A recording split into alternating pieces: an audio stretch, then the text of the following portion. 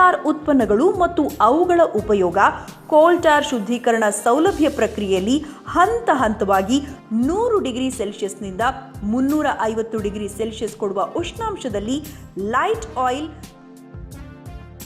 Binder pitch, anthracene, carbon black oil, ನ್ಯಾಫ್ಥಲಿನ್ನಂತಹ ಉತ್ಪನ್ನಗಳು ಹೊರಬರುತ್ತವೆ. ಈ ರೀತಿ ಹೊರಬಂದ ಉತ್ಪನ್ನಗಳನ್ನು ವಿವಿಧ ರೀತಿಯ ಕೈಗಾರಿಕೆಗಳಲ್ಲಿ ಅಂದರೆ ಅಲ್ಯೂಮಿನಿಯಂ, ಬಣ್ಣ, ಟೈರ್, ಗ್ರಾಫೈಟ್ ಎಲೆಕ್ಟ್ರೋಡ್ಸ್, ಕಟ್ಟಿಗೆಗೆ ಉಪಯೋಗಿಸುವ ಸೋಂಕು ನಿವಾರಕ ದ್ರವ ತಯಾರಿಕೆಗಳಲ್ಲಿ ಹಾಗೂ ಇನ್ನಿತರ ರಾಸಾಯನಿಕ ಕೈಗಾರಿಕೆಗಳಲ್ಲಿ ಬಳಸಲಾಗುತ್ತದೆ.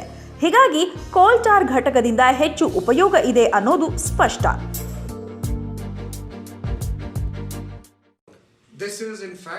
ನನ್ನ ಪ್ರಕಾರ ಈ ಸ್ಥಾವರದಿಂದ ಯಾವುದೇ ರೀತಿಯ ಸಮಸ್ಯೆ ಉಂಟಾಗುವುದಿಲ್ಲ.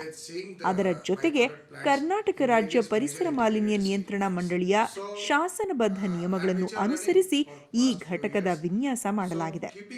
ಮುಂಬರುವ ದಿನಗಳಲ್ಲಿ ಜನತೆ ಈ ಘಟಕವನ್ನು ಸ್ವೀಕರಿಸಿ ಅದರ ಉಪಯೋಗ ಪಡೆದುಕೊಂಡು ದೇಶದ ಅಭಿವೃದ್ಧಿಯಲ್ಲಿ ಪಾಲುದಾರರಾಗುತ್ತಾರೆ ಅನ್ನೋದು ನನ್ನ ನಂಬಿಕೆ. The State Environmental Impact Assessment Authority or the Karnataka State Pollution Control Board are to be adhered to by the proponent, and these conditions can be shared with the people around that look here, these conditions we are to comply, and this is the methodology which we are going to use to comply to these conditions. I am fairly sure that public at large would come forward.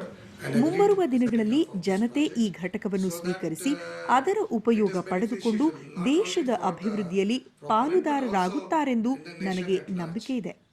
That's all what I wanted to say. Thank you.